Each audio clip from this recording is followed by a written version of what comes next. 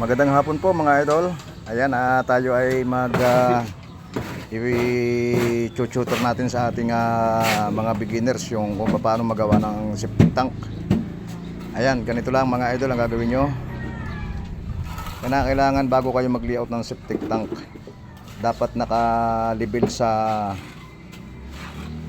nakababa sa building, sa flooring ng building ng 50 cm. Ayan, pamula yun yung flooring ng building, nakababa yan ng 50 cm para hindi kita yung yung flooring. Tapos ang paggagawa naman natin ng septic tank, ayan mga idol, depende sa plano. Ito ay may laking 300 by 200 cm. Ang 200 dito yung patakan ng dumi, at yun namang 1 meter ay yung doon para sa tubig. Ayan mga idol, huwag nyo kakalimutan gumamit ng number 4 PVC pipe orange. Ayan, ganyan lang gagawin natin. Bali ito yung dito susuot yung PVC number 4 galing doon sa CR. Ayun, hindi pa naabang na natin. Yan yung hukay pa lang. Tapos dito sa ating inlet pipe.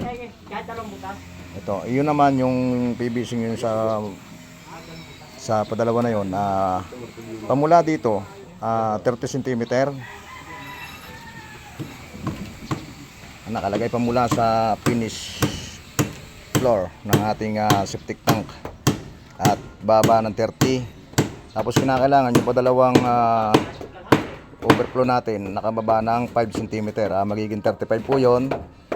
Kinakailangan huwag nyo kalimutan na dito nakaharap yung overflow nya, kasi po pag nagkabaliktad dyan, hindi overflow ang tawag dyan, nakarekta yan.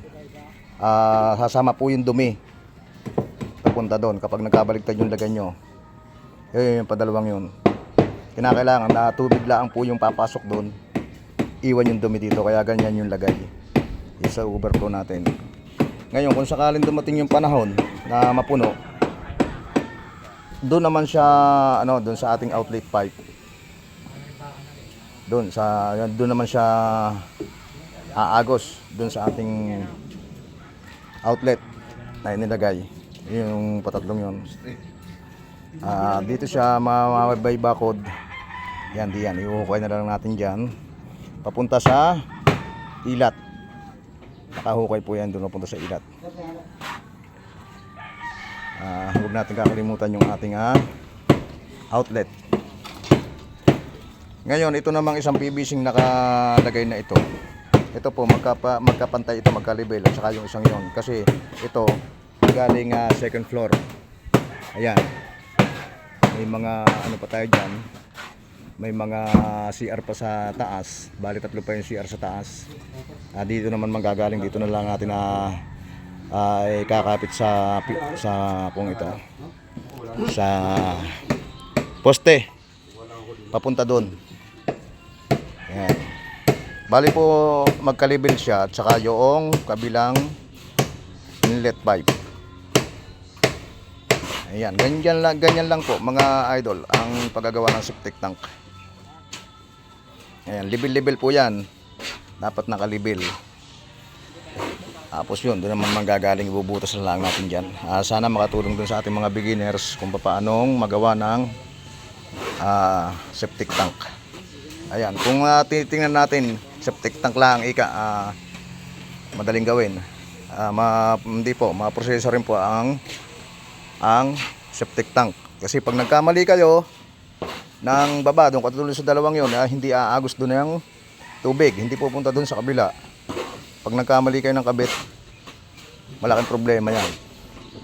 Kaya dapat yun ay nandito ang overflow dito sa patakan ng dumi. Yung iba po kasi nagkakamali, doon nakalagay yung overflow sa kabila. Kung po yun, kasama po yung dumi doon. Yan yung sanhi ng pagbabara. Tapos maglalagay tayo ng manhole dito po sa tapat na ito. Hindi pala ang napuploringan.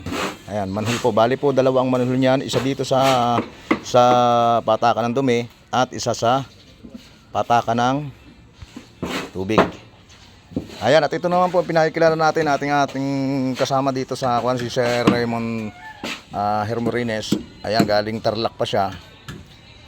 Ayan, itong isang ito. Tapos si Gilbert Mercado, galing pang Mabini, Batangas yan. Tapos yung dalawa naman, galing pa yung Lipa City. Ayan, yung dalawang gwapong yan. Ayun naman sa taas, si Ronald Arellano. Ayan. Hindi na natin papakita yung mga nasa taas kasi marami. Ayun naman si Ruel Estabaya, yung ating pintor. At si Arnel Del Mundo, yung ating kasamang helper. Ayan, maraming salamat po. At kung nagustuhan yung ating video, paki-share and like, follow, at subscribe to my YouTube channel. At maraming salamat po at mabuhay po tayong lahat.